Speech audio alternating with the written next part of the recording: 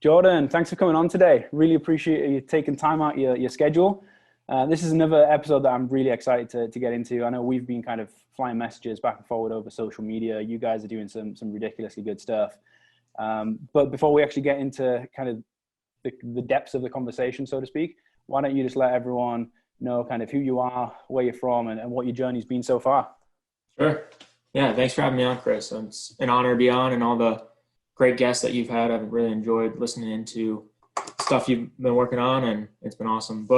So I'm Jordan. I'm from Elon right now. I work with our Elon performance staff, and right now I'm the head assistant with football. I work with men's soccer. I work with golf and tennis as well with that. And then kind of my journey of how I've gotten to where I've been.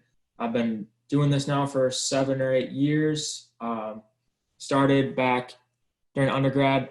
Any chance I had, I played at a Division II school for football. Any chance I had, though, I was over at the University of Minnesota, just learning from their football staff, and was super fortunate, super blessed to get to know those guys at that time because they had a great staff there with Jerry Kill was the head coach, and Coach Klein was the head sports performance coach, and then Chad Pearson, Kane Thompson, Shea Thompson, and Dustin Perry, and Tyler Yearby was connected with those guys as well. And so it was just awesome to get to know those guys and just how smart they were, how much they dug into what they were doing, how much they pointed me in the right direction of good resources. And we're doing a lot of really good things as well. And that's also kind of, as I walk through my journey, I'll just kind of touch on a couple things that I've tried to be very objective in that journey. So if you're a younger strength coach or kind of getting those different experiences, it's super valuable in getting those different experiences.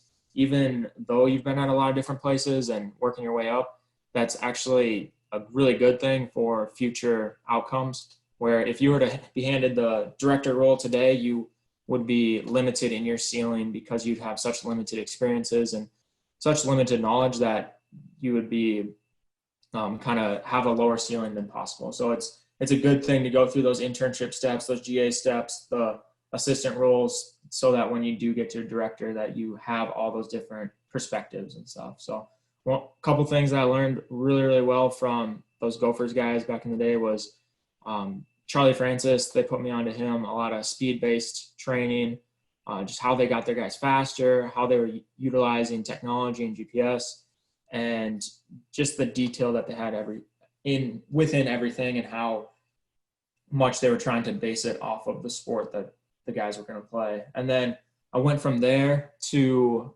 Concordia St. Paul, so back where I played. It's a Division II school in Minnesota, and had a super awesome opportunity there. Rich White was the director at the time, and then it was just me and him.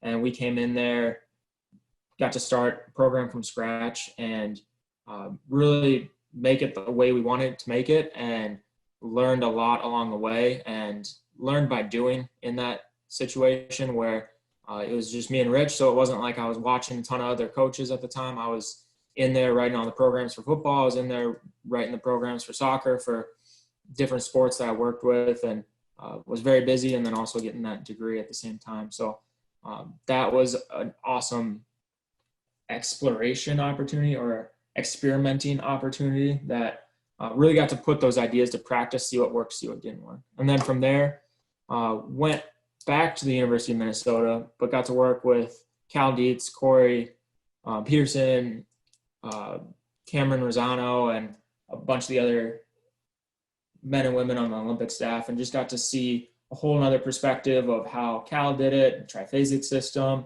What are the things that worked really well? What are the things that worked really well with hockey? What are the things that worked really well with soccer and a couple of the other sports? And then how I could maybe implement some of those things with a sport like football.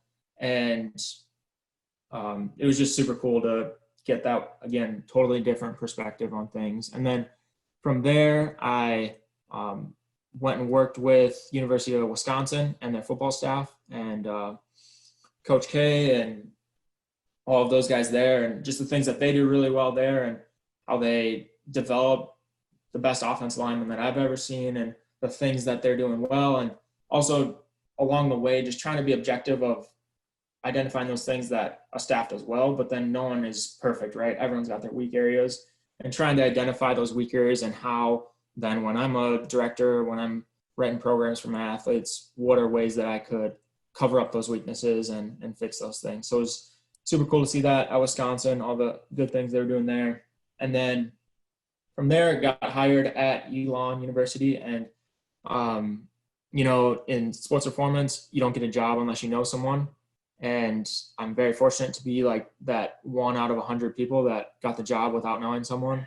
And kind of knew a friend of a friend who helped as well to put in a good word. But for the most part, it was he saw my resume and liked what he saw. We had a conversation and rolled from there. So I'm just super fortunate to be at a place with great staff and great teams and great athletes. So, and then mixed in there, I also tried to get experiences in the private sector just to make sure, okay, do I want to be in the college side? Do I want to be in the not professional, but collegiate side? And so I had a role with a chiropractor performance gym.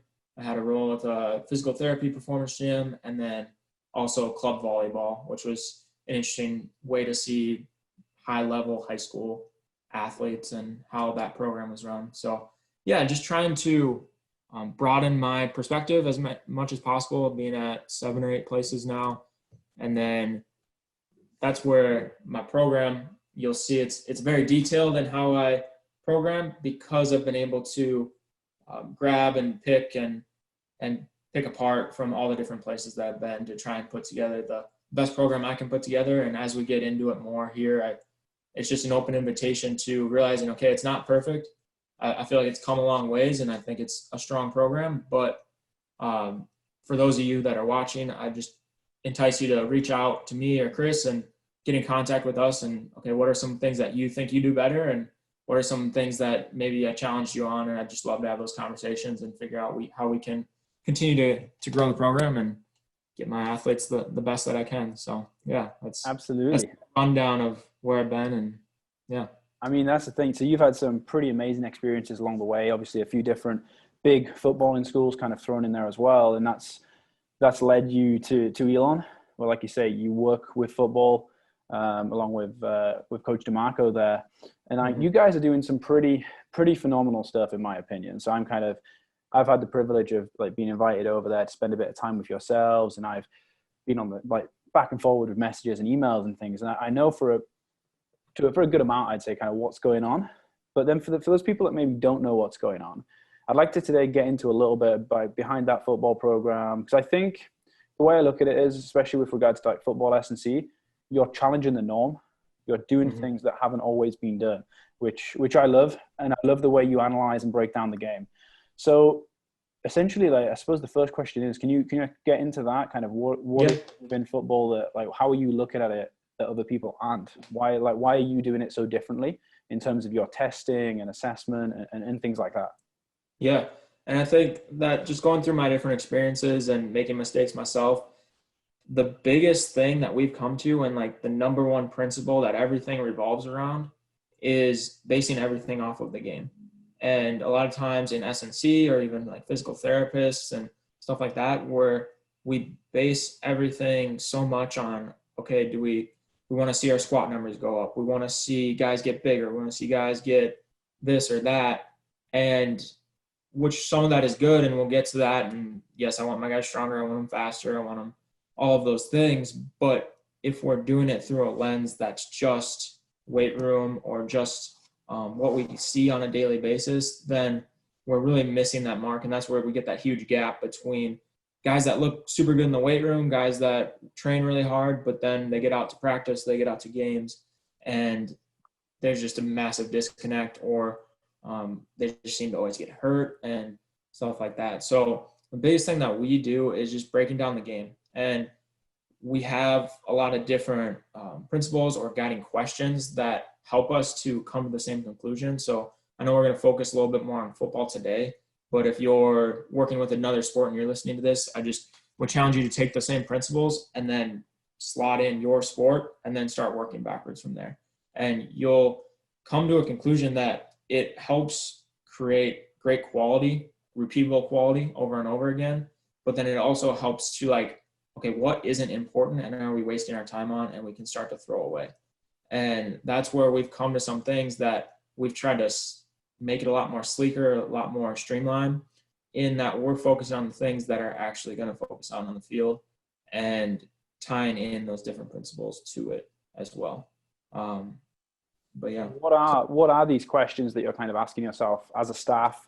You're asking yourself to give you essentially a deeper understanding of the sport. Are you sitting there with the sports coach and kind of breaking down film, or are you sitting there yourselves as a sports performance staff and just looking at the demands of the sport, or kind of how does that process look? Yeah. Well, I mean, one of the biggest things and when and how we do it is we talk to the coaches a lot.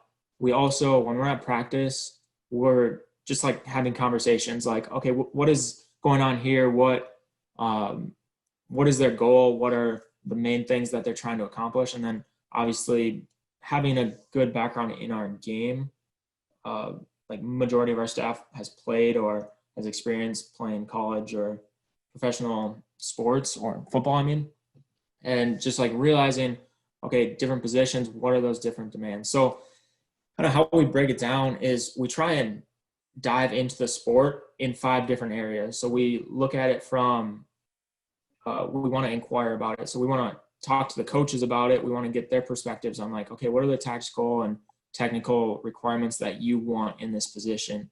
Because every style is a little bit different, and understanding what those coaches want. Also understanding what the athletes are looking, feeling, and acting like when they're playing. Just continue to ask them questions on the drills that you're doing, the stuff that they're doing in practice, the areas that they feel weak or aren't working for them. And we observe a lot. So we, like you said, we'll try and watch some film. We'll try and be out at practice whenever we can, and then watching the game, of course. And then reading, we're constantly reading, constantly trying to expand that horizon, expand our box of what we understand about the sport and different sports that maybe could contribute to what we're doing.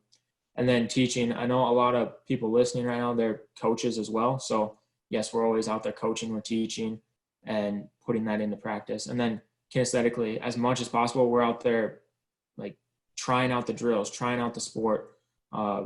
For someone that works with basketball, this is an easy one. Just go play pickup basketball, start to get comfortable with the different aspects of the sport, the movements, the different requirements, different positions, and just get out there and try it out. And so through those 5 different ways of learning about the sport, we try and ask the 7 questions of what are the key principles of the sport? And we can get into that in a second here, but basically for football, and most team sports, it breaks down very simply. It breaks down into, okay, offense, you're trying to create as much space, you're trying to create as much time so that you can exploit the defense and score points, right? Or move the ball down the field and score points. And then defensively, you're trying to constrict that space, you're trying to restrict that time or take away that time and make them make quicker decisions that they don't want to. So even though it's very vague, we'll start to work into that even a little bit deeper and how that comes to actually what we're doing in the weight room and what we're doing on the field. And then understanding what are the different constraints that are going to impact that sport.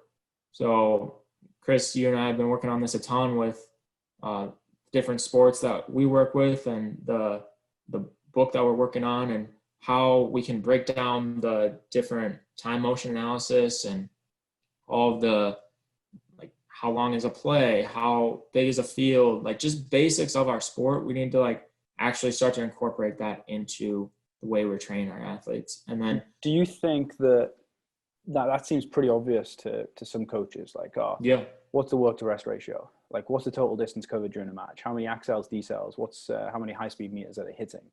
Like, we're just throwing these kind of some terms or whatever you want to call it out there now. But from my experience, and I'd be interested to see how you communicate this with your like sport coaching staff. Like, do they actually properly understand the demands of their sport? That's something that I've maybe came across where we've got to almost educate them on the demands of their sport, because that they see what's in front of them and they don't understand kind of the actual qualities that underpin it all. Yeah, definitely. I think a lot of coaches this is where trying to bring everything back to the sport. Like, what are we actually trying to get good at is important, because whether you're talking about, some places like to do mat drills, or some coaches are like, hey, make our team run 400s or a mile test. And that's where we have to have these statistics, these concrete numbers of our sport, of that time motion analysis, of those demands, because then it gives us a way to have this conversation with them and not sound like we're just our opinion versus their opinion. It's a way to sit down and be like, coach, okay, does this mile test really fit into, okay, we're working for 5 seconds on a play, we're resting for 30 seconds between plays. Like, does that seem similar to you, or are we starting to waste our time with things that aren't important, right? And so that's why I found it very helpful having those numbers, is just to, if a coach really wants to do something, just explain it from an objective way. And you don't have to get emotional about it. You don't have to call each other names or anything, but just like, hey, like, I'm trying to get them better at this. I feel this is a waste of time. And that's where they usually are like, oh, like, this guy knows what he's talking about. He actually understands our sport, instead of, like, I know we're talking a little bit about football today, but I also work with tennis and I work with soccer. And a big thing with those coaches is, hey, we don't want our athletes to train like football players. And so when I have those numbers of like, okay, what does a soccer match actually look like? And then what does our energy system development stuff look like? What does our weight room stuff look like? I can show this the coach. I got this from this part of the game. I got this from this work to rest ratio. I got this from this distance that they're covering in a game, or this speed that they're covering in a game. And so it really helps drive those conversations and keeps things objective instead of getting into confrontation over some of those things, because we both want the same thing. We both want our athlete to develop, and we both want us to be as prepared for game day as possible. So I think it's a great way to guide that conversation. And I think by doing that as well, being quite objective in your approach, like you're saying, is we're increasing buy-in, which is huge. Like, you're having these open conversations with coaches, and showing from your end of things that you're not just looking at it through what might be as more of like a football lens. If you're working with a tennis team, you're showing, look, I understand what the demands of tennis are, which is huge, because the amount of coaches that get frustrated with sports performance staff because they don't truly understand kind of what the needs of tennis are is huge. So I think that's unique in the way that you guys are going about things.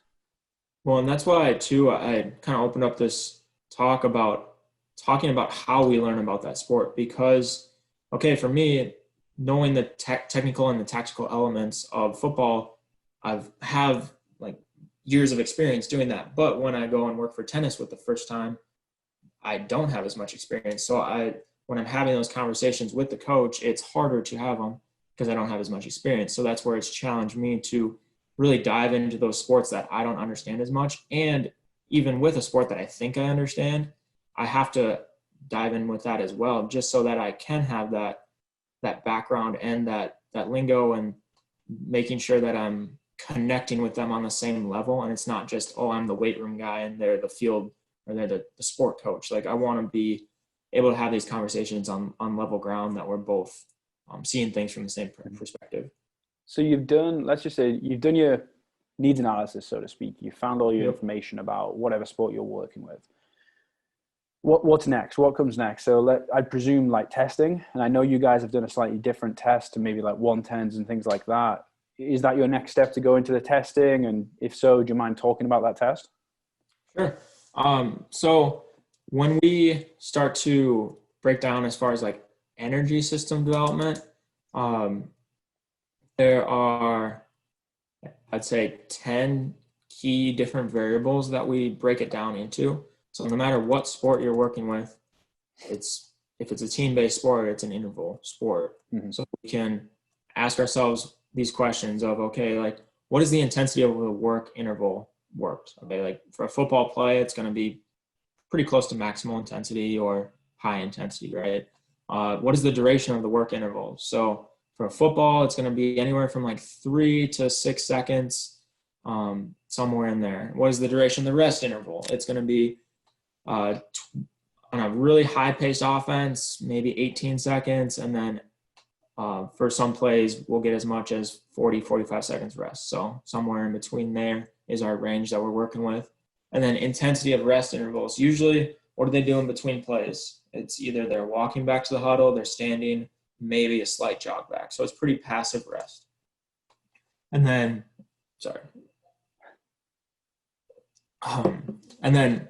what is the intensity of that, or sorry, what is the duration of the between series rest? So when they're on the sideline, how much time is there? Usually about 3 to 7 minutes in time. And then what are the number of intervals? So how many reps are in a series? Usually the average is like 6 plays, maybe a little less, 6 plays. Number of series is about 12, 15 a game. And then like the total work performed. And this is where it might differ for different positions. But understanding what is the thing that's causing the most fatigue. And so is it just reps of high intensity? Is it total duration of the work being performed? Is it the total distance covered, the total amount of like decelerations? And then the last one is just selecting that exercise modality.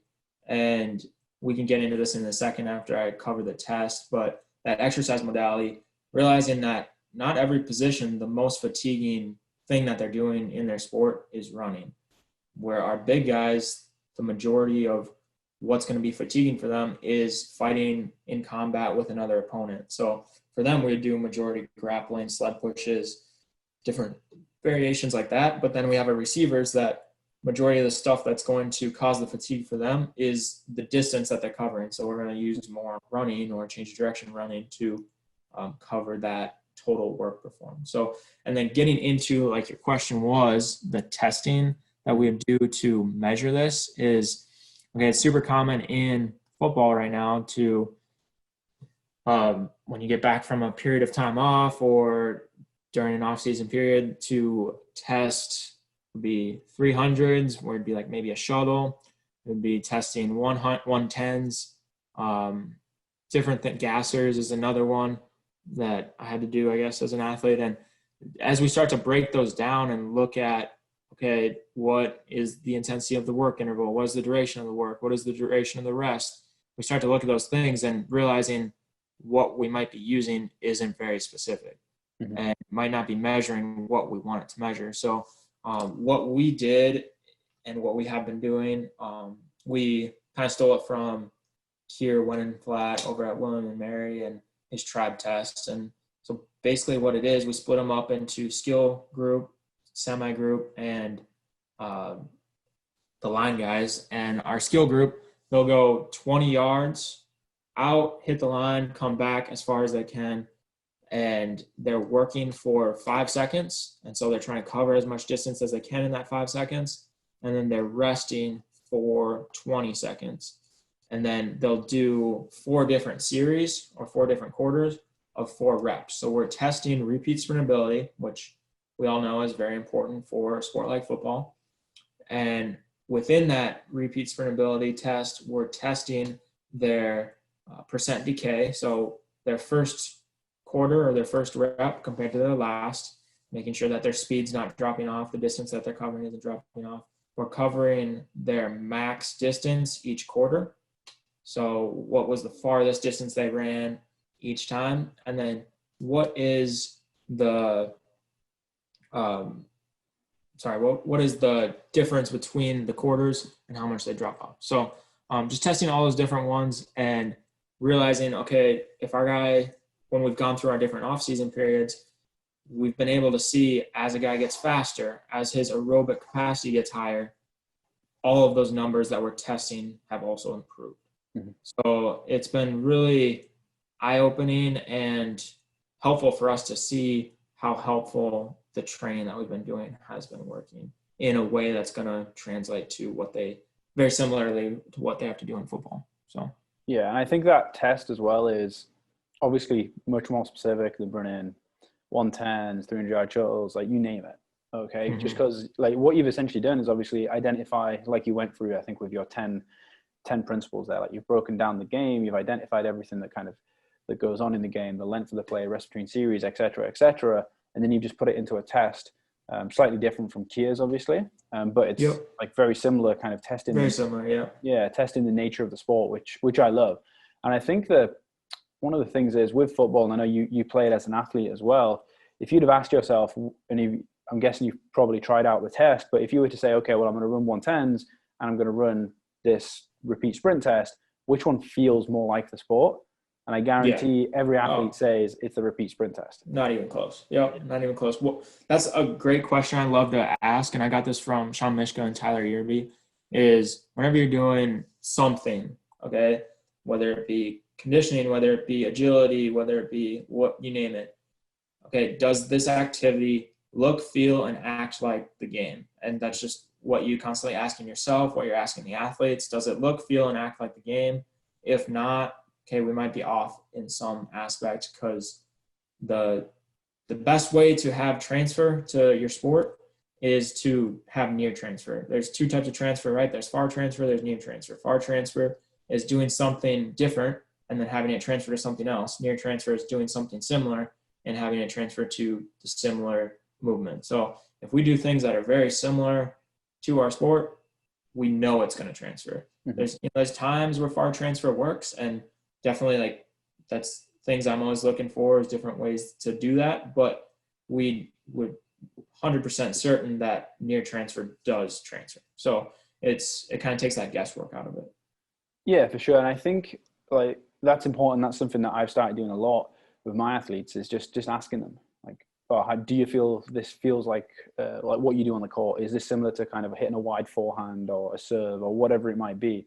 And if they say no, I'm like, okay, well, we probably need to switch this up one way or another. If we're looking as one of those exercises that is trying to get similar to the competition exercise.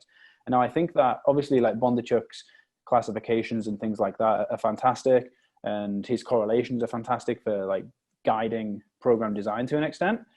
But I think a lot of people forget, like, just ask your athlete, does this feel like the sport? Does it feel like it's going to help the sport? And I'd say nearly every time, if they say it feels like it's kind of contributing to the sport and their development, then you're going to have transfer of some sort. Yep. And that's one of the things I've been asking. For sure. And I think definitely when we're talking like weight room exercise and even conditioning modalities and stuff, we can get too fancy with it and trying to like make it, I don't know, something we saw on Twitter or Instagram and, oh, that's a cool exercise or whatever. But it's like, if it's not looking, feeling, and acting like the sport, is it really having that transfer? And if we're not able to overload it or stress the system that we're trying to stress, is it really accomplishing anything? Mm-hmm. And I think those are always good questions to ask ourselves for sure. Definitely. So then I suppose the big question is like, how do you know it transfers? And then I know you've got your presentation here, which I've seen before, which I think is fantastic. Why don't we get into a little bit of that and how you kind of have your exercise classifications as part of your like sport-based program design? For sure. Let's see.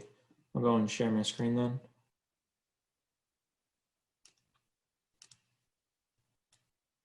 Can you see that? Yep, I got you. Okay. Put it in presentation mode.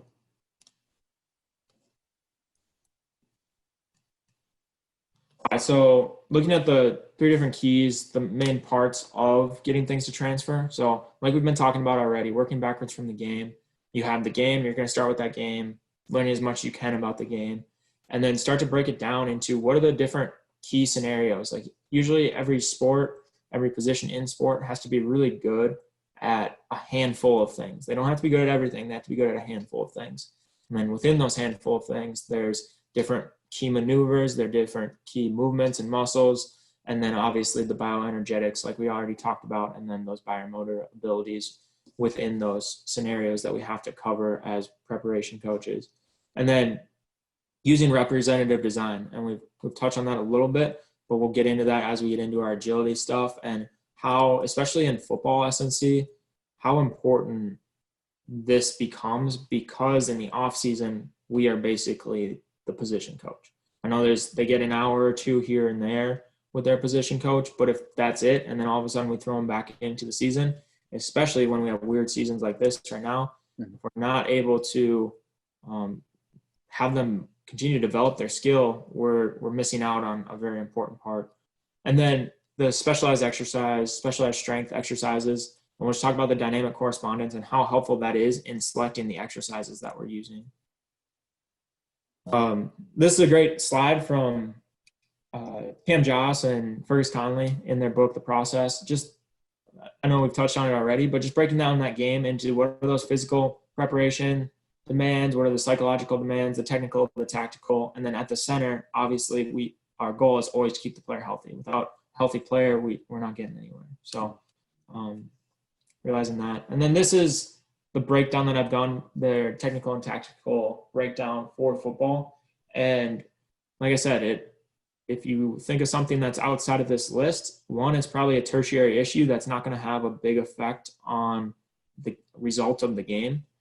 But if you're really good at all of these 2 or 3 areas, one, you're going to be on the field. 2, you're going to help your team win. And the more consistent you become at that, the more consistent your team becomes. And that's where I think that like you guys do such a phenomenal job as well, is just identify those technical and tactical issues for each position, break it down. What are they? 2 or 3 key points. All right, these are our key points. Let's make sure they are the best in the league at these 3 things, because I guarantee if they're the best at these 2 or 3 things, if we do that across the board, we're probably going to be one of the best teams in the league. And yeah, it just helps us so much from like selecting exercises as well. When we're talking about, okay, let's use a wide receiver and their routes as an example. If they're really struggling to get in and out of those breaks, they're not going to be a very good receiver. And so we can select our change of direction work, our agility work, our jump training, our different strengthening exercises, what planes of motion are we emphasizing, and we can start working backwards from there to make sure they're really good at that thing they need to be really good at, right? 100%.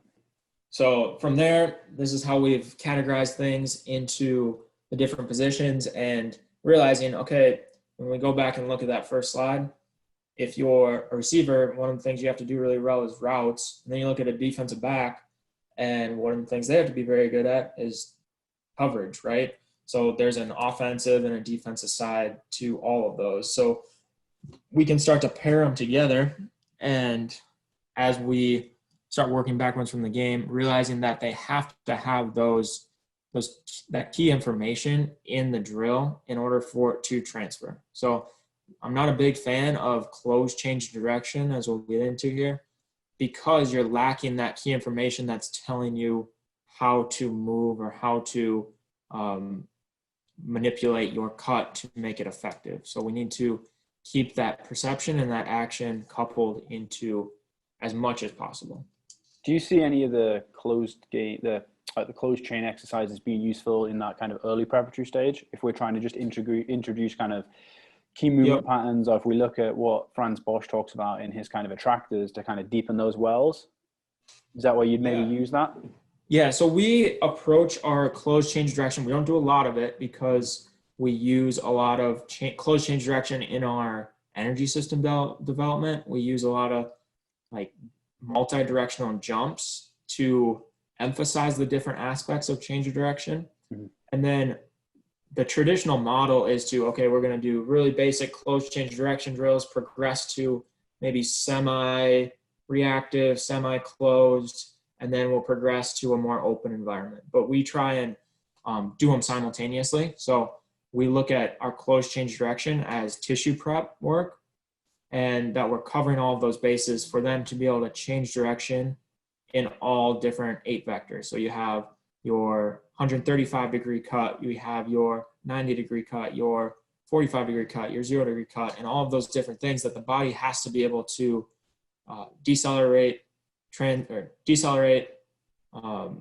withstand, and transmit force in all those different vectors. So we still want the tissues to be able to perform that, and as we look at it from like a physical constraint component that we're training that, but we don't necessarily look at it as like an agility component, and agility is completely separate. Okay. So we almost like classify it as like a weight room exercise or like a tissue preparation exercise. Mm-hmm. That makes sense. That makes sense. Yeah, definitely. So I'll just walk you through. We'll see if this video works. Chris, let me know if it's not working. But I do like looking at this video because, I like watching a lot of videos of our guys, but this one's a cool one to see all the different elements like we're talking about. Okay, we have the athlete as they come through the hole. They have to obviously know the tactical requirements of the play that's being called, the technical requirements of getting the handoff, reading what they're supposed to be reading. And then as they get in the hole, now it's, okay, we want them to be very comfortable and confident in these situations so that we can win them more times than not. and here's a defensive back trying to break down a running back in the open field.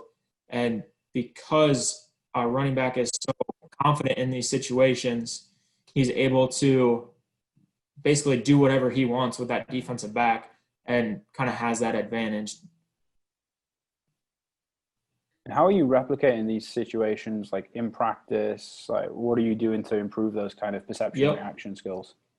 Yep. So kind of like I mentioned this last slide, these are how we're going to break it down and the different scenarios that we're going to put them in. Mm-hmm. Then within these scenarios, we're going to use a constraints-led approach. And I'll just give you a quick rundown on the constraints-led approach. If someone wants to learn more about it, I'd recommend you looking into it. But there's basically three different things, and there's the player, there's the environment, and there's the task. And all the different constraints that control those things all have an effect on the player and the movement. And so we, as coaches, we can manipulate all of those different constraints so that we're putting them in that same scenario over and over and over again, but you're not going to see the exact same scenario over and over again on the sport field.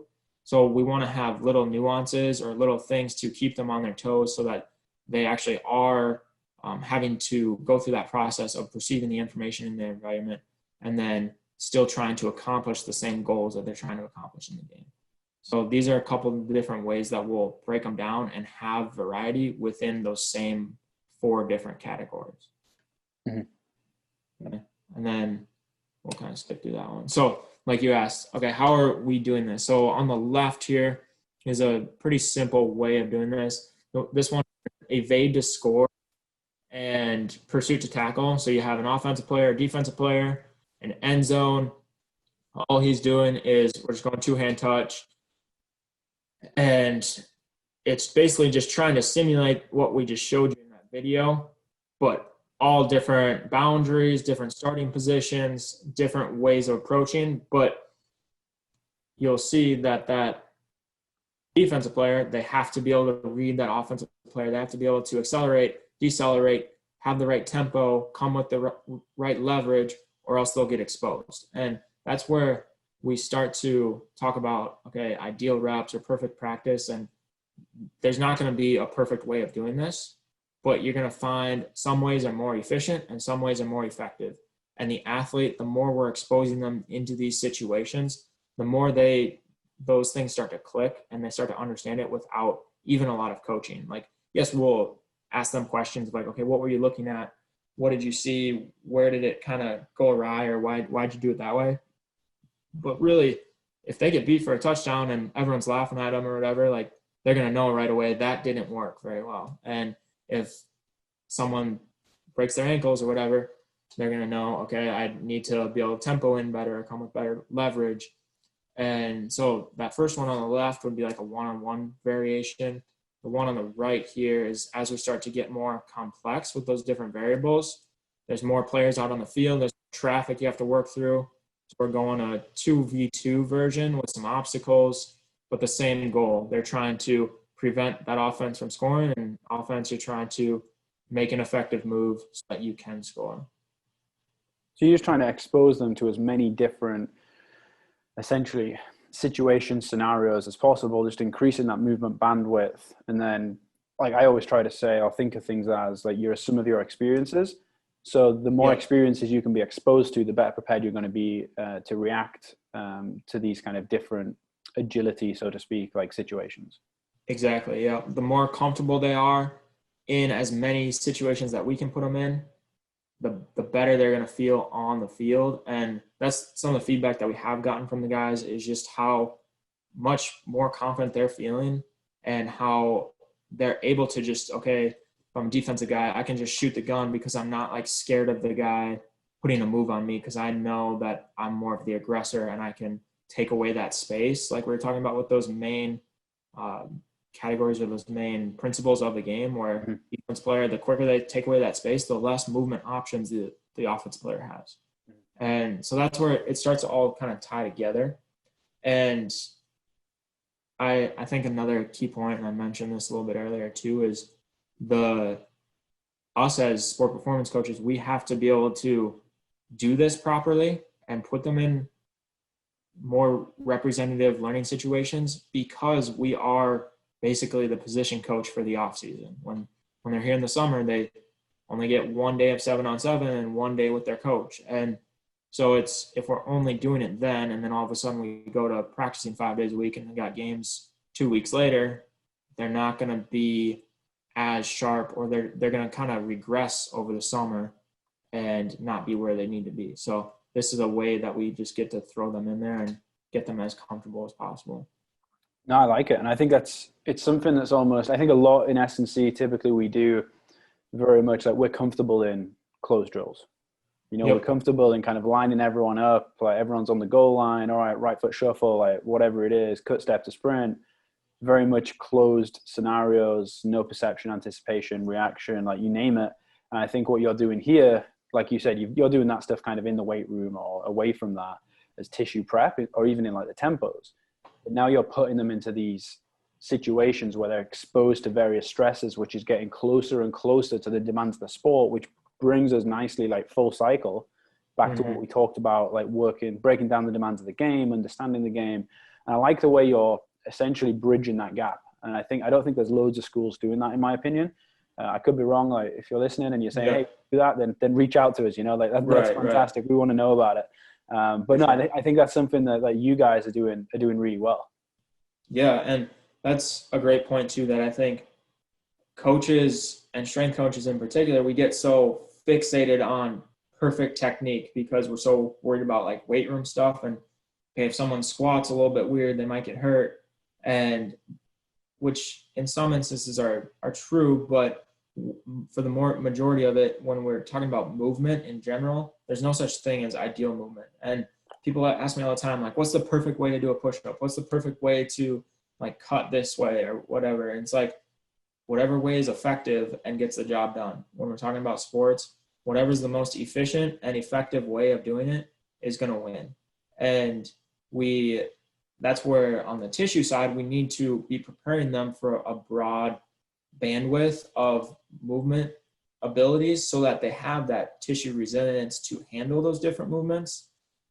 And then also the just ability to move all around in all different vectors and all different angles, so that when they're out on the field, they're not limited by, oh, I can only cut 135 degrees because I don't have enough ability to stop myself and cut at 90 degrees on the field. So that's where we need to cover both sides of that tissue resilience, that, you know, that eccentric, isometric, concentric strength, but then also that on the field, be able to have that perception of what angle is that defender coming at and what way can I make him look silly and kind of misdirect him and accomplish my goal of getting in the end zone.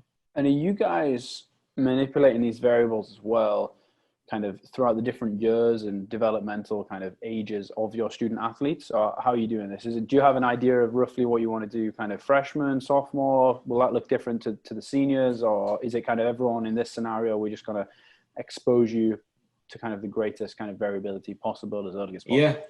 So when we're talking field stuff, we keep it all pretty much the same for all of our athletes. And yes, we'll have like an introductory phase for some of our freshmen, and making sure that they're going against someone that's more equal ability at first, because you throw them in there against a senior and they might hurt themselves. But you scale it down a little bit, and we'll definitely start simpler when we're talking about these different variables, where we're always going to start with more the simplified version. We're going to take into account speed. We're going to take into account the different options that they have, so that it is simplified for them and they're not put in a situation that they're guaranteed to fail at. But then as we go, it'll progress to more complex situations. And like I was showing you, the 2v2 or the different variations with obstacles and stuff like that. And so that's kind of our field stuff.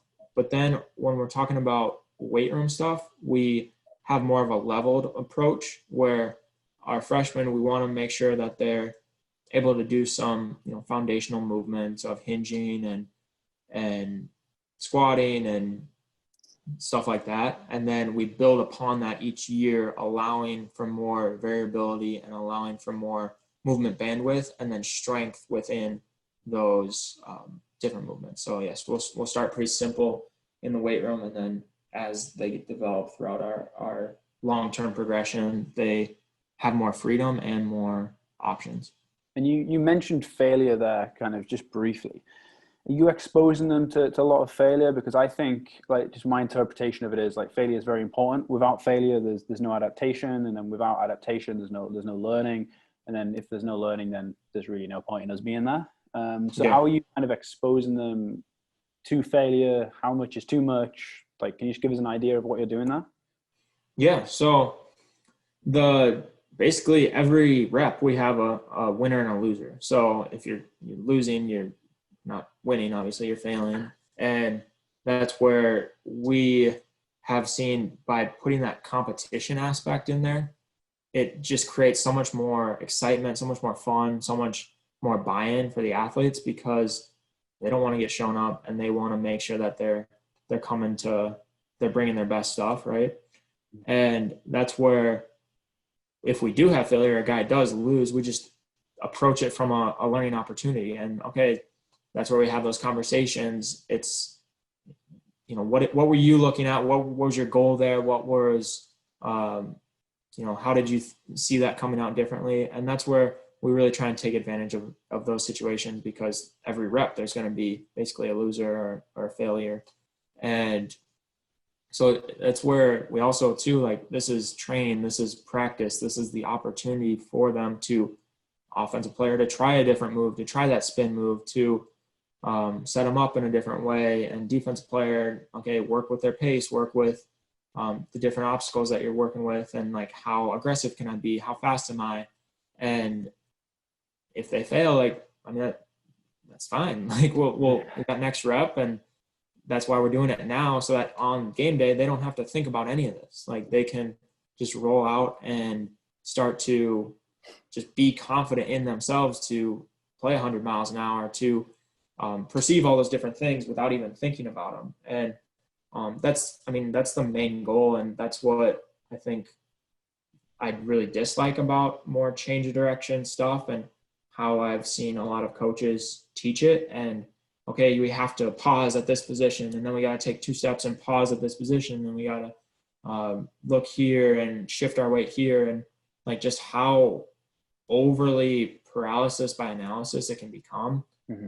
And you get athletes so focused on more the pro agility side, and then they suck at their position, and how much we're trying to make it more of a subconscious learning environment. Yeah. And I know we've talked about this before, but I think a lot of coaches are very comfortable in that environment, like we said, where it's everyone's lined up, you hit 2 reps and you're back to base position, and it's on the whistle, and it's very kind of military-esque. Yeah. Which is fantastic, and it's like, I suppose that's good discipline, but that's not necessarily sport. And I know we've also talked about, if we look at like tennis, for example, how are we going to improve like perception, action, reaction skills? And it's exactly that. You've got to improve their ability to interpret their environment. So if we're not putting them in scenarios where they can essentially interpret their environment and increase that movement bandwidth, then we're really doing a kind of service to our athletes. Yeah. And I think too, okay, all of these things are important, and I think most people would agree with it. But then I think the confusion gets in where people try and separate it all. And yeah, there's different times where you want to emphasize, okay, maybe strength or energy system development or whatnot. But then whenever it's possible, we want to try and couple those things together to kind of kill 2 birds with 1 stone, right? Or maximize our time, or be as efficient as our time. And so one of those examples that we've come up with that really creates a fun competitive environment, creates an energy system, it develops our energy system the way we want it to, and then also is developing those agility skills, those teamwork skills, those movement skills, in a way, is how we use our agility ball. And this is one way that we'll do competitions, we'll do tournaments, and then we'll also work through and develop our conditioning level. Mm-hmm. So I like that. So they can just run with the ball, pass, move. If they get tagged, I'm guessing they've got to stop running with the ball. Yep. So basic rules are, it is ultimate frisbee, but you can run with the ball. So Okay. I think we got 3-on-3 here in this situation, and we'll mess with the size of the field. We'll mess with the amount of players. Basically, you catch the ball, you're running, you get two-hand touch, you have to stop, and then you can become the quarterback and throw it. So there's a lot of coverage skills involved. There's a lot of passing skills involved. And then, like, when you're running with the ball, you're just a running back. Mm-hmm. You're trying to get to, like, the end zone, essentially? Yep. Then there's 2 end zones on either side. No, I like it. And that's just so much more like you said, essentially you're just encompassing everything you do within the sporting environment. Yep. Awesome. So it's a lot of fun, and guys love it. So I know we're getting on for a little bit of time here, Jordan. I just Sure. want to ask you about one more thing. So I know you guys are big proponents of like single leg training and stuff like that. Now I don't necessarily want to get into the conversation of single leg's better than like bilateral and whatever else, but do you mind just talking a little bit about that, some of the progressions and regressions you use, why you use some of the methods you use and see them as advantageous over maybe other methods that you've used previously? Yeah, and I think that goes back to our first conversation that we started talking about, is we just look at the sport and then we start working backwards from there. And in that process, we haven't found importance on like Olympic lifting, or we haven't found a big importance on bilateral strength because of the positions that they're in on the field, the postures that they're in, the ways that they have to change direction, produce force, and engage an opponent. We just haven't found that to be necessary. And so when we were going through that process, that's one thing that we still do train bilateral strength, but we put a much larger emphasis on our unilateral strength. And kind of the categorization, or I guess the way that we've broken it down, is using Bondarchuk and Jurgen Verkhoshansky's classifications and then the dynamic correspondence. And the dynamic correspondence is there's 5 different ways that an exercise can transfer to the sport. And so when we're talking about more of a general preparatory exercise, we're more focusing on that strength endurance, that hypertrophy. And then when we start working our way up to the field and to what we're doing. And the biggest difference, and I'll get to your question here too, sorry, but the biggest difference is a lot of people would look at this and then go, okay, step 1 is GPE, step 2 is SBE, step 3, and then like work your way that way. We keep that competition exercise in all year round, and then we keep our power development in all year round, and then we'll flip back and forth between our strength work of GPE or SBE exercises. So when we're talking about more of, I think I got something here for you. So here would be kind of how we would progress it.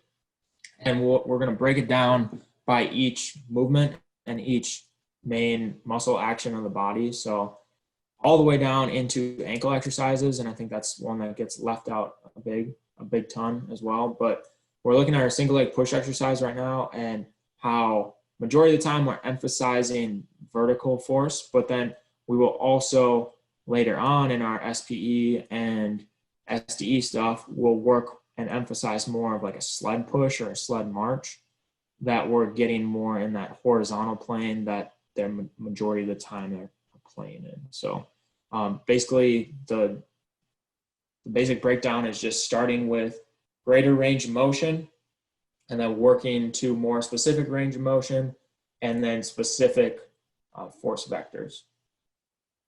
I like that. And then just for those people that maybe say, oh, well, maybe don't fully understand kind of dynamic correspondence or the way you're structuring things in kind of a vertical integration format, why is that better than just saying, especially in the team sport environment, why is that better than just going, oh, we need, like, football is a sport where you generally need some sort of like mass hypertrophy or body armor for those collisions. So why wouldn't we just do like a hypertrophy block followed by a strength block? For sure. And we take it from a vertical integration and a phase potentiation approach. So our vertical integration, we're talking about, okay, the sprints, the jumps, and the strength work and the energy system development. So those 4 main things that go into it, and we're training all 4 of those all year round. But we're emphasizing different aspects of each of them. So we're always going to be sprinting, so we're always getting faster. We're always going to be jumping, so we're always going to be getting more powerful. And then when it comes to that weight room side or the strength side, yeah, we're going to work, okay, we'll work a block of hypertrophy, then we'll work a block of strength, and then we'll work a block of power emphasis in the weight room. And so we're still developing a lot of that muscle tissue and that mass that our guys need. And we've had some extremely awesome results with our younger guys that have come in, and then our older guys that were a little bit older when we started with them, and just how we've put on 20 pounds of muscle, and then our speed continues to go up, our vertical continues to go up. And that's where we do feel like we're kind of onto something with, we're able to get that same hypertrophy response, but then also don't lose our speed when we're going through that. So if we were to go like a true blocked periodization approach, we would only be training speed or only be training hypertrophy for, let's say, 3 or 4 weeks, and we're losing out on all of that time to get faster, right? So that's just how we've found it to be very helpful, is we're always training speed, we're always training our jumps, and then we'll just phase in the different aspects of strength, and it seems to work really well. And is that something that you've got, everyone has that same understanding across the whole Elon staff? Is that something that you all use this same system, and it's kind of, everyone's kind of singing off the same hymn sheet, you've got same terminology for different exercises and things like that? Is everyone like on the same card, so to speak? We all have our own flavor for sure, but we all approach it usually from a vertical integration approach, and then a general to specific approach. And then we all place a huge emphasis on our sprints, our jumps, and then I'd say we all have maybe a little different, we're pretty similar as far as the strength approach as well, working through those different phases. And that's kind of one of who Coach DeMarco's chosen to bring in, that we all have our different strengths and we've all kind of added to it. And then how he's managed us and allowed us to like have our input in it. Because 2 years ago when we all got here, the way that Coach DeMarco wanted to do things was a lot different than how we wanted to. And now we've all kind of like put in our different input, and if it's a better idea, basically best idea wins, and then we kind of roll with that one. But there's definitely differences because we all work with different sports as well, but we all, from a general outline, follow very similar things, and that's not forced on us necessarily. Like, I'll run a 1x20 program, or I'll run a conjugate program, but they all fit within the same principles, and it's more because that's what we want to do and that's what we feel is best, because based on collaborating with one another, we've done a good job challenging each other to find the best way we can do it. No, I think it's awesome, and I think you guys run definitely one of the best like collegiate programs in the country with what you've got, the kind of the resources that you've got, and then obviously the quality of delivery you do across the board to your athletes, and the content you put out on social media as well. It is fantastic. So just to maybe like close us out here. In fact, I've seen this slide come up, so I'm going to let you go. Let's go. Do you mind getting into a little bit of kind of that sport in the weight room that you're talking about? Yeah. I know you pulled that slide up. I was gonna call it there, but you pulled the slide up. No, you're good. Let's get into that a little bit, if that's okay with you. I gotta skip forward here. That's fine. So like I've been saying, is start working backwards from the game. We develop those scenarios, then those maneuvers, and then the different muscles, right? So we know that we want to emphasize strength in the weight room for the ability to decelerate, withstand, and transmit force in all different vectors, not just vertical, not just horizontal, but all vectors. And then we also, when we're getting into our movements, we select them movement by movement. So no joint is left untouched. Some are covered based on a multi-joint approach, and some are covered by a single joint approach, but we're making sure that we're developing resilience head to toe, top to bottom. And then one key area that I think gets left out a lot is just the lateral force vector, and that's going to be our hip adduction and abduction. And so here's just a quick rundown of a way that I progress it, starting with a more general single joint approach, just getting that tissue stronger using Copenhagen's for the adduction, and bands or or cable machine for that abduction, getting it stronger. And then working in more of a multi-joint approach of going like a heavy sled drag. Because when we start talking about specialized exercises, that's one of the downsides that I found early on was like, oh, we can do all these cool exercises, but you can't overload them or you can't apply enough stress. And so that's the key, is finding those similar exercises, but a way that you can properly overload them, that we are producing change. So I found sled lateral push to move has been a great way to overload it. We have a couple cable machines. That's a great way to overload it.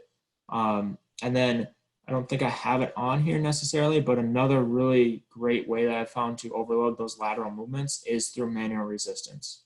So going side to side shuffle against a teammate and going push to move with that, and they're resisting you, giving you maybe an 8 or 9 out of 10, and it's a great way to get a lot stronger. And then these are the movements that we're going to see a lot of times translate to the field, because so much what we have to do, it doesn't matter if you're an offensive lineman, if you're a running back, you have to be able to move laterally very quickly and be strong in those positions. So that's an area that's a big time. If you're watching this and you want to add it into your program, I would say a lot of times it's a weak spot that instantly is going to have a big transfer to what you're doing on the field. Sorry, I don't know if I'm running up on the time here. But... No, you're good. I think that just to kind of touch on that point there that you talked about is, I think working through those different like frontal and transverse planes is something that's massively underlooked at. And we're very comfortable as coaches, especially working in the sagittal plane, because again, it's quantifiable. So we use this reductionist approach to say, okay, look, we can squat or we can split squat or whatever, X amount of weight, so we must be strong in this plane and whatever. It's very hard to quantify, like how strong are we in the like a transverse plane, or unless you're doing some sort of rotational throw or frontal plane. And I think that's something that we've got to do a better job at. We don't have to necessarily quantify everything, but as long as we're obviously checking that box. And I think it's the main thing.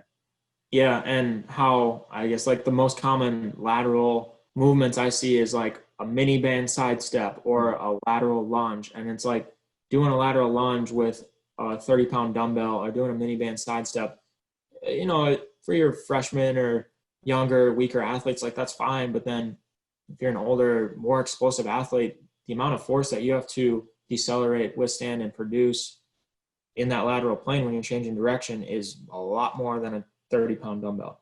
For sure. Finding a way to overload that is key.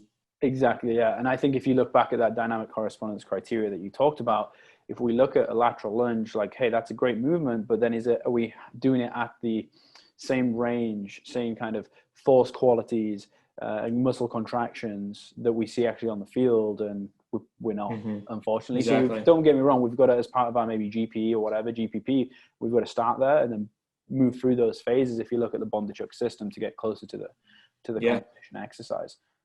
Yeah, for sure. I'll just finish up these last couple. I won't play the videos because that'll get long, but I'll just touch on these last couple phases and just, okay, so we're talking about that general preparatory exercises and what phase that falls into. So for us, we'll use that in our strength endurance phase and our hypertrophy phases, where we're using more general movements. The emphasis is on that full range of motion to grow the tissue. And then it usually only meets about 2 of the dynamic correspondence criteria.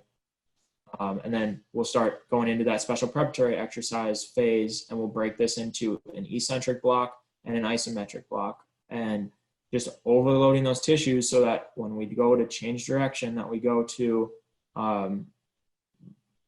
contact another opponent on the field, we have that base, we have that ability to, the tissue can handle it, right? So this is going to use the similar movements to what we're doing on the field. It's going to meet a couple more criteria, and then we'll also start to throw in some contrast methods of more of an explosive movement along with the overloaded movement. So if we're doing that lateral sled push to move, we go from that right into maybe a banded or a weightless, just explosive push to move step. And then the isometric, same thing, being able to stop that weight on a dime. And then that special development exercises, where now we're really emphasizing that power aspect, that rate of force development. And a big thing that I really like when we're in this phase is that everything's dynamic, that we're going down and up as fast as we can. We're going out and back as fast as we can. Do you want to play this video, just that video? Yeah. People watch it and fully understand like the nature of the exercise here. It's a lot of fun phase. We can work different strength zones, but the goal is to be fast. So dropping into it, fast, rapid, eccentric, get out of the isometric as quick as possible. Good. No, I like it. I like that progression as well. It's I think that's a really good example that you actually showed there across those 3 phases, how you can essentially progress a very similar movement pattern and just get completely different adaptations from it. Yep, exactly. So then here's that example of like a lateral sled push. This is one of my soccer guys, getting strong in that hip and that lateral plane. And then we go right from this into a band lateral push move. And going in and out as quick as you can. Okay, yep. Overloading that, it's basically just a change of direction, right? Yep. Like it. And that's the thing, you gain closer to those qualities that you see on the field. Yep. Love it. I'm just wary of time here, Jordan. I know you're a busy man. I appreciate you watching the time. Just to wrap us up here, why don't you give us like one book that you would, any listeners that you think, oh, this is a book they've got to have like on their shelf, so to speak? Yeah. I would say the one that's probably, if we're talking management styles, I'd say Creativity Inc. If we're talking sports performance stuff, I would go James Smith's Governing Dynamics of Coaching. That's a really good one, very detailed.